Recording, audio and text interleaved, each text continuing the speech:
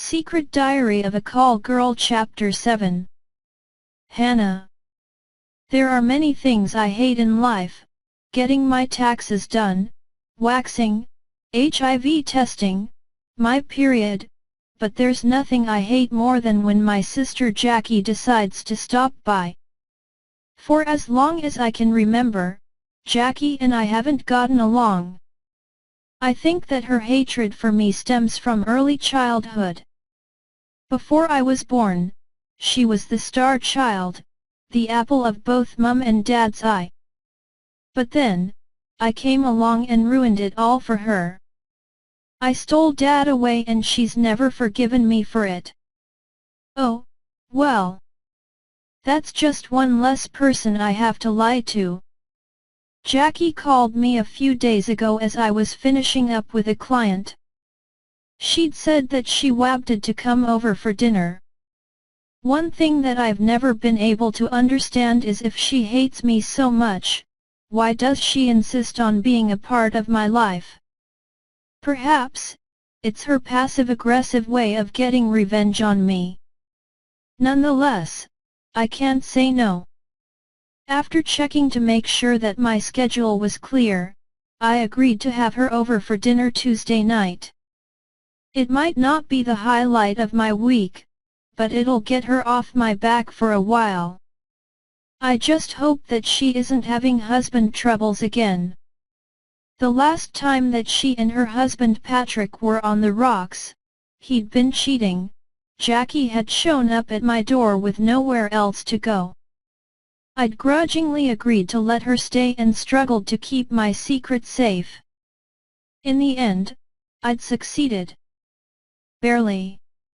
Thankfully, she and Patrick had worked things out. A few hours before dinner, I was with a client. Nothing much out of the ordinary. He was a middle-aged bloke who had recently retired and in an effort to feel young and powerful, had booked me.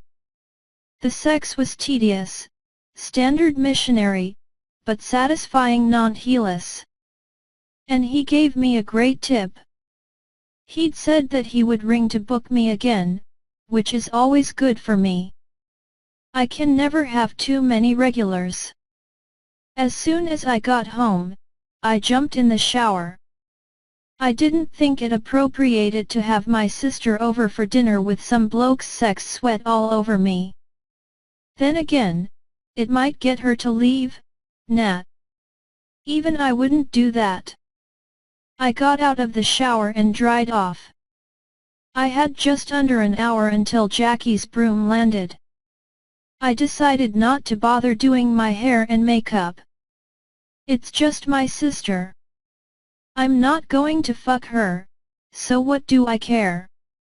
I threw on a sweater and a pair of jeans.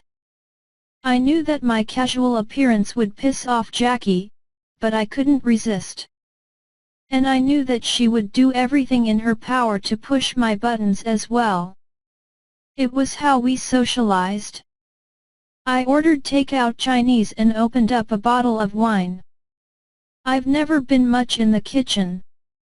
I hate cooking and my culinary skills are so bad, they're laughable. When I got my first flat, I'd insisted on hosting Ben's birthday party. I'd been determined to make him a cake instead of paying a fortune to have one made. I'd slaved over my cake, following all the directions to a T. In the end, it had been a disaster, nothing but a hard, lumpy mess. Since then, I'd vowed to keep my indevors in the kitchen as few as possible. One of the pleasures of being a single woman is that I don't have to cook for anyone but myself, so I can just order in or stick to simple things. I was just setting the wine glasses out when I heard the doorbell. Shit, I whispered, sighing. Typical Jackie. Half an hour early. I should have known. I'd secretly been hoping that she'd change her mind and stand me up. Apparently, the fates weren't on my side. Forcing myself to smile, I crossed the room and opened the door. Jackie was standing on the porch, a bitchy smirk on her face. Great, I thought. She's not even been here a minute and I've already pissed her off. Hi, Jackie, I said, trying to sound enthusiastic. Hannah. Jackie stepped aside to reveal her young son, Ollie. I haven't seen Ollie since last Christmas, and he'd certainly grown. He was about 3 now, and he definitely looked it. He had long, strawberry blonde curls and deep, penetrating blue eyes. I have to admit, he's a cute kid. Too bad his cunt of a mother is raising him to think he's better than everybody else. His cuteness wears thin after his true, bratty nature reveals itself. I turned back to face Jackie. You brought Ollie, I said as politely as possible. I could already imagine my expensive decor being destroyed. Juice spilled all over my white carpet. See, this is why I don't have children. I'm far too materialistic to be a good mum, that and the fact that I'm selfish and like my sleep. Of course I did, Hannah, Jackie replied, her voice dripping with venom. Have you got a problem with that? No, I lied, shrugging. It's just that I only ordered enough Chinese for you and I, so. Oh, Ollie doesn't eat Chinese. It has message in it. Oh, right. I have no idea what the fuck message is, but figured it was best to play along. How silly of me. Without another word, Jackie pushed her way past me, dragging Ollie along behind her. It's so nice of you to finally have me over to see your new place, Hannah. I didn't get to see much last time before you shoved me out the door. Her smile was wicked, catty. I cleared my throat. It's just that I've been so busy with work and everything. I sat down and poured out 2 glasses of wine. I downed mine and refilled it, then set one before Jackie and, with a snarky half-smile, she sipped it. Ollie wandered off to amuse himself and Jackie leaned forward conspiratorially. Ben's not around now, is he? She asked, looking around. While she and Patrick had been separated, Jackie and Ben had hooked up a few times. Jackie had romanticized it, but to Ben, it was just sex. In the end, he told her that he wasn't looking for a relationship, and Jackie had left in a huff, furious. She still hadn't forgiven him. I shook my head. Ben and I aren't together anymore, I confessed. Jackie snorted. Did he realize after stringing you along that he wasn't on the market for a girlfriend? She downed her glass of wine. No. I shook my head. I broke up with him. Ah. She nodded understandingly. Caught him with another woman? No. A man? No. Then what? She was deriving some sick pleasure from all of this. I could tell by the evil gleam in her eyes. I should have known better than to make a friendly gesture toward her. Jackie is a bitch, plain and simple. Nothing would ever change that. I sighed, looking down at my feet. He felt that my job was coming between us and gave me an ultimatum: my job, or him. I chose my job. Good for you. Never give up your job for a man. He'll never appreciate it. It'll only cause resentment. Are we speaking from experience? Bitter about giving up your job at a big corporation to marry a tosser? Is everything all right, Jackie? I asked, narrowing my eyes suspiciously. She was being extremely bitter, even for her. Patrick and I are getting divorced, she confessed. Oh, I'm sorry. Don't be. He's a useless bastard. Always has been, always will be. Did you know that he doesn't even take care of Ollie anymore?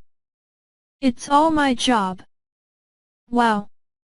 So, was he cheating again, or? What do you think? Of course, he's cheating again. He's nothing but a disgusting, chauvinistic pig. I should have known better than to marry him.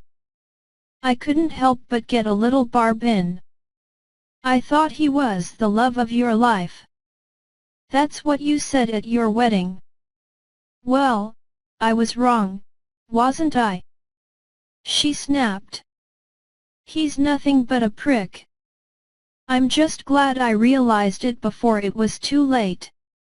Yet, I've already told Mum and Dad. They've agreed to let Ollie and I stay with them until the divorce is finalized. Patrick's giving me the house, but I can't stay there until he's gone. Why not? He's enjoying it with his new girlfriend, Amy. Bastard. So, it's back to Mum and Dad's for now. They kept my old room intact for me, thank God. That's good. Well, living with Mum and Dad isn't exactly my ideal living situation, but I don't have anywhere else to go. Her eyes were burning into me, guilting me. I'd invite you and Ollie to stay here with me, but... I scrambled to find an excuse. Termites? Black mold? Don't worry, Hannah. After our last stay together, I wouldn't want to impose. I know how much you love your private time. When Jackie had last stayed with me, she had stumbled across my dildo collection. They were technically for work, but, desperate to keep my secret safe, I'd let her believe that I'm a sex maniac who loves to masturbate. That's better than the truth, right? I sure do. I chuckled nervously. Jackie sniffed. The last time I talked to Mum and Dad, they wouldn't shut up about you. All they could talk about is how proud they are of you and how tough your job is. You know, all they used to be able to talk about is how disappointed they were of you. You went to university to get a degree in English and you're wasting your life, Hannah. And the thing I don't get is, what's so tough about being a nighttime legal secretary? I mean, sure it's got its downsides, but so does every other job. I chewed my lip. Maybe I should come out and tell her the truth. After all, what's the worst that can happen? She'll never speak to me again? On second thought. The truth is, Jackie, I'm not really a nighttime legal secretary. I never have been. Oh. She quirked an eyebrow, her eyes never leaving mine. Let me guess. You work for Scotland Yard. No, no, better yet. MI5. Are you like Jennifer Garner on Alias? She was mocking me. Cunt. I wish. I chuckled. I'm a prostitute. I met Jackie's gaze, trying to gauge her reaction. Her face remained unmoving. It was quiet for a minute and then she snickered. Yeah, right, Hannah. Come off it. Let's be honest, you're not quite cute enough to be a prostitute. I mean, look at your body. Your tits are all right, but they're so tubular. And your arse is nothing to write home about.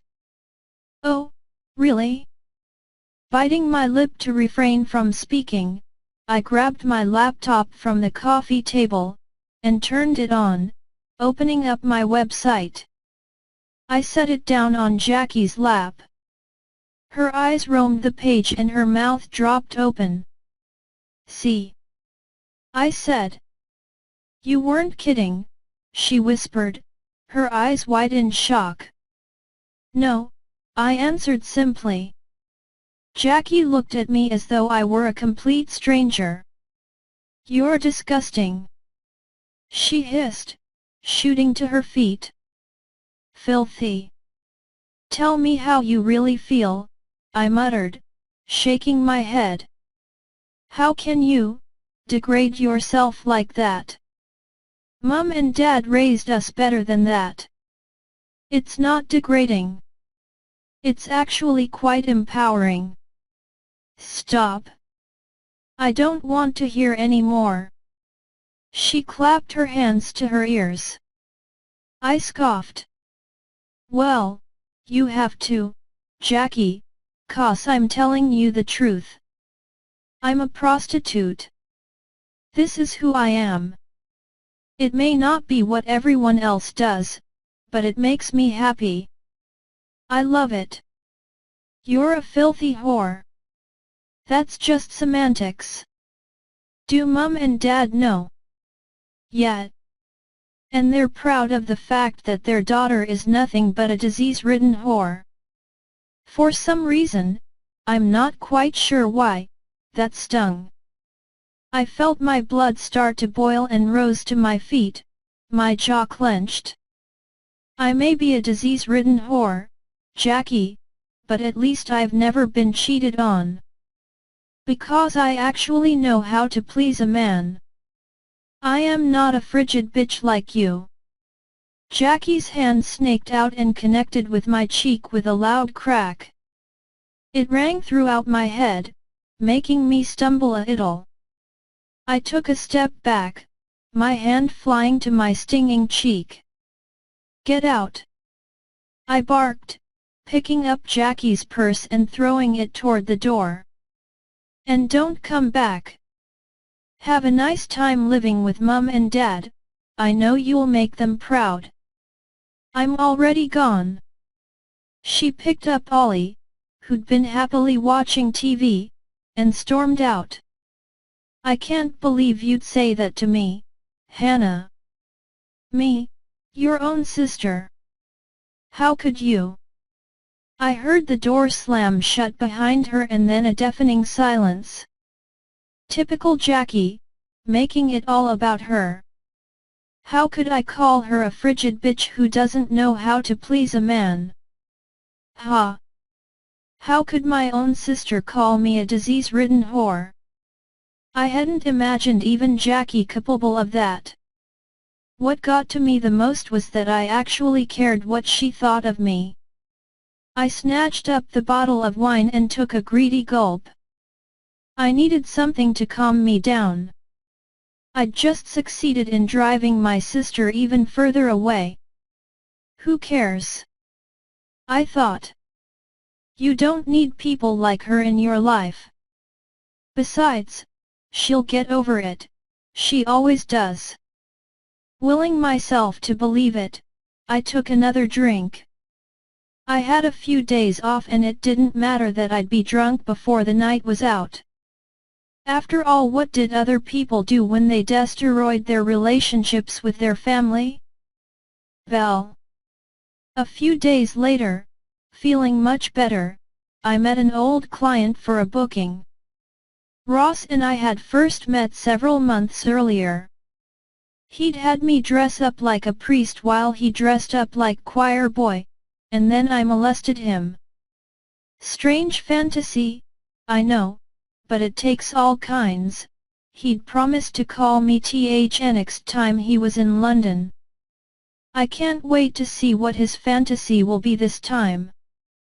He had a room booked at the same hotel as last time, and I expertly navigated my way through the posh hotel.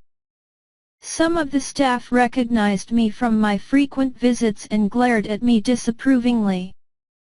I smiled in return. They know what I'm up to, and I know that they know. Thankfully, prostitution is legal in England. I knocked gently on the door and squared my shoulders. The key to being a successful escort is to appear confident and in charge at all times. You have to be in charge, otherwise, you set yourself up for trouble. Thankfully, I've been able to avoid too much trouble in my 5 years as a sex worker. The door opened and I was greeted with Ross's beaming smile. "Belle!" he exclaimed in his Scottish brogue, his arms out wide. "How are you?" I stepped into the embrace, burying my face in his chest plus. "Great! And you?" "Never better." I kissed him on both cheeks. "It's lovely to see you again. You, too. I'm sorry it's been so long." "It's okay." He led me into the room, closing the door behind me. "Work's been mad and I haven't been able to get away." He handed me the envelope of cash and I discreetly dropped it into my handbag. "Thanks. Maybe you should consider switching jobs." I accepted a glass of champagne. I get to travel all over the world. And the best part is, it's totally free. "Really?" He arched an eyebrow. "The client pays for everything," I iterated. "You are a lucky girl." "I know." I grinned. Ross set his champagne aside. "All business.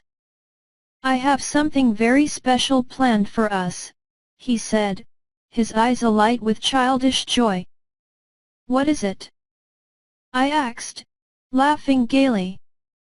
"It's nothing as bizarre as last time." "I had a lot of fun last time," I lied.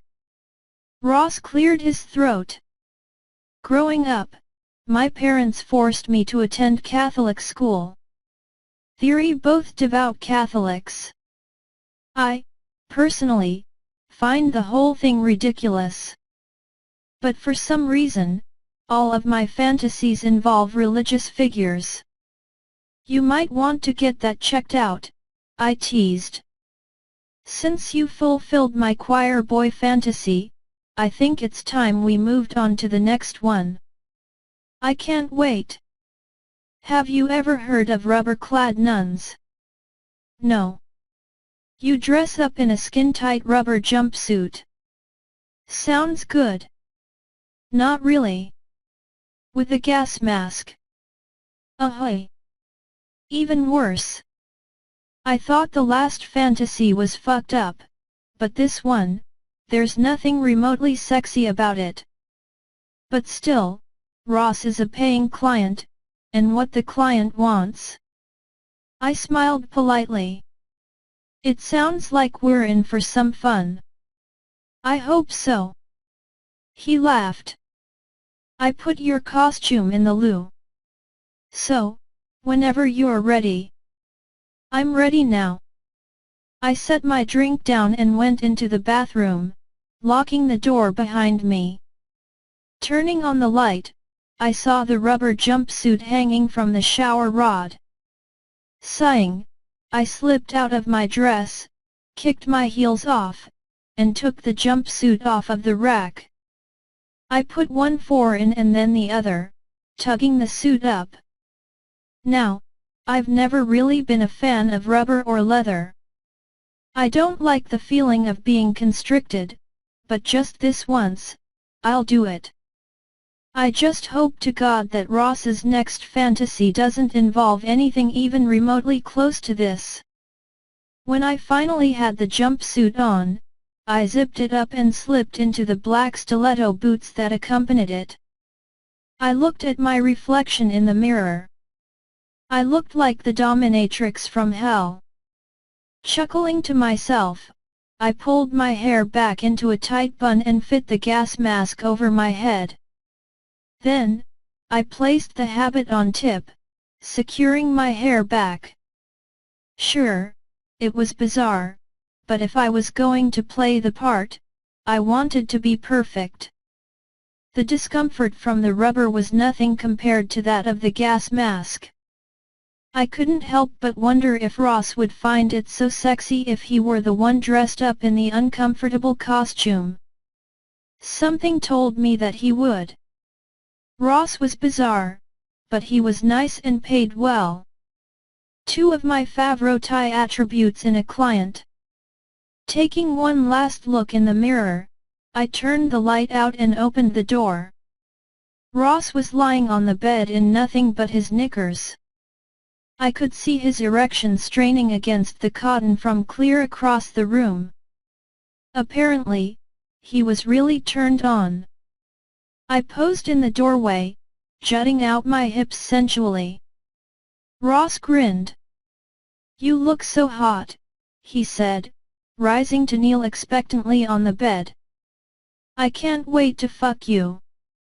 "Feel free," I replied, my voice distorted within the gas mask. For fuck's sake, I sounded like Darth Vader. "Is there anything sexier?" "Not yet." He reached into the pillow and pulled out a set of handcuffs. "Oh, Christ. Tease me first." "It's my pleasure." I crossed the room and tanked his arms up over his head. He licked his lips hungrily.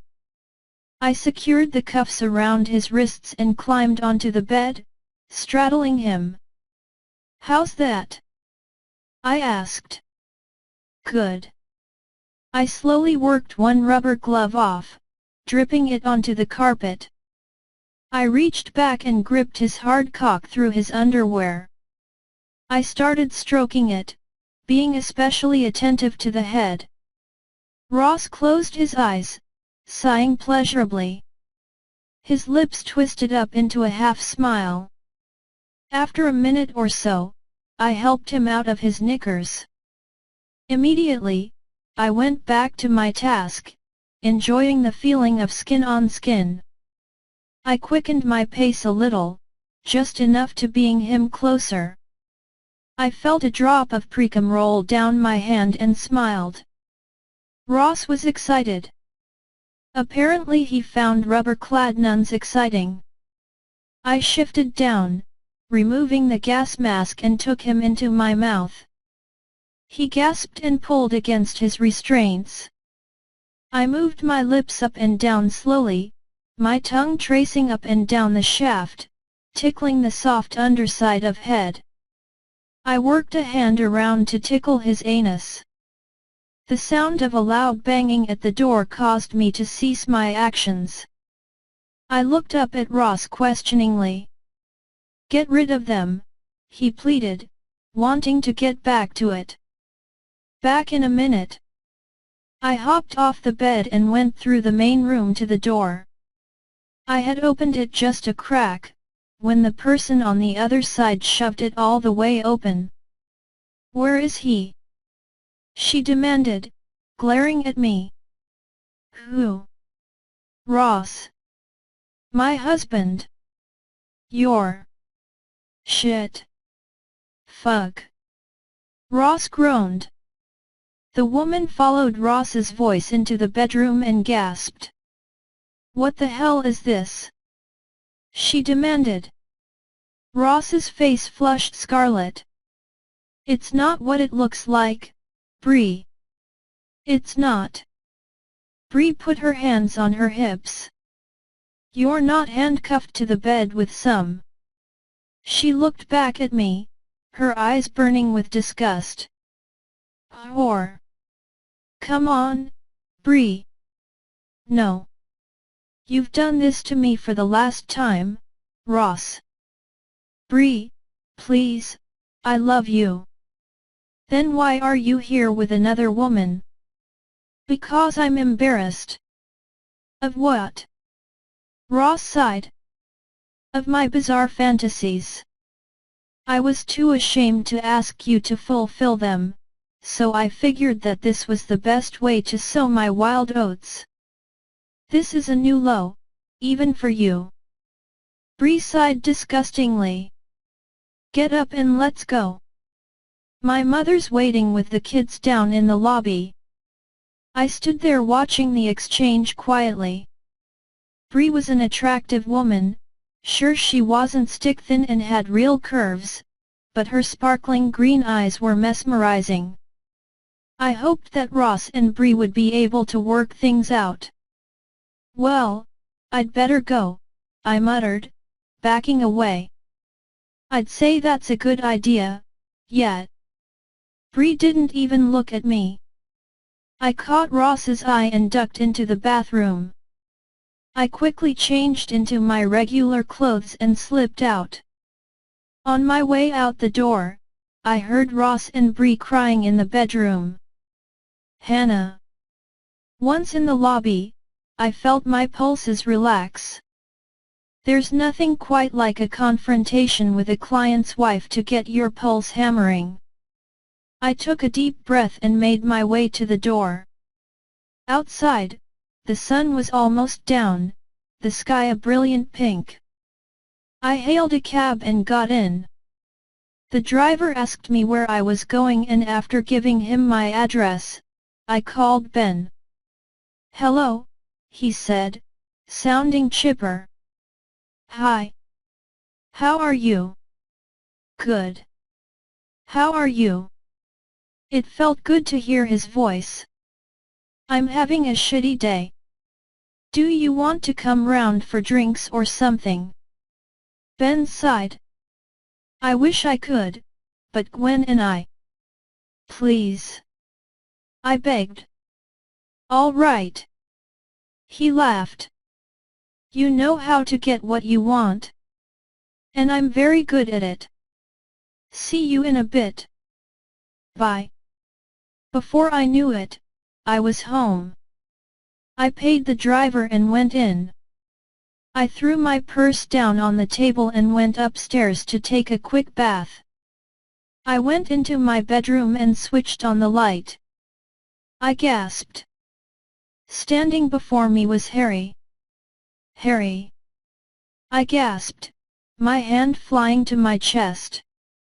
Hello, Belle, he said casually. You scared me. What are you doing here? I came to see you. How did you get in? I had a key made. I felt my heart start to thump against my ribcage. Apparently, Harry hadn't gotten over me. And his stalkerish tendencies were back. You need to leave, I said, trying to sound authoritative. Why, Belle? I thought we could catch up. He stood, coming closer to me. I said leave. I exclaimed, shoving him back. I saw anger flash in Harry's eyes before he pulled me into his arms, trying to kiss me. No. I struggled in his arms, trying to get free. Harry shoved me back onto the bed.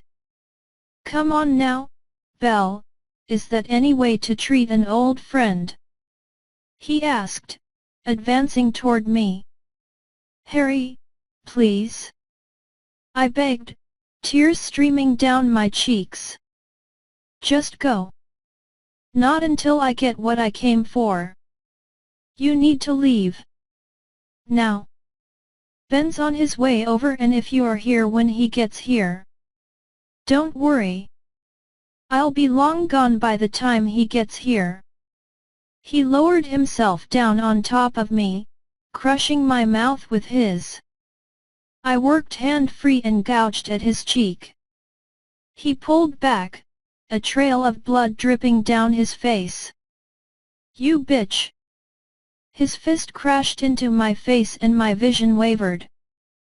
My head drooped back and the room started spinning. I felt Harry tearing at my clothes, but I was tired, and he was too strong. There was a sudden pain and then I felt Harry moving inside of me. I cried out, the sound deafening in my ears. Harry clapped a hand over my mouth. SHHH. You'll enjoy it, just wait, he whispered, moving his hips quickly. I tried to wiggle out from under him, but his weight kept me pinned to the bed. The pain seared through me and I felt myself detach. My mind went blank and time dragged on, limitless. Even through my detachment, I could feel the pain of his movements. My hands lay limply by my sides, useless. I was utterly and completely useless. Harry quickened his pace and his breath came out in gasps. He groaned loudly and with one final thrust, climaxed. Not wasting a moment, he pulled out. The next thing I knew, he was standing again, zipping his trousers back up. I'll be back, Belle, he promised, leaning down to kiss me. Soon. I heard his footsteps receding and then silence again. I stared up at the ceiling, my eyes unseeing. My world had just been shattered in a hopeless instant. What am I going to do? Next time, after her brutal rape, Hannah must decide whether or not to pack an escorting.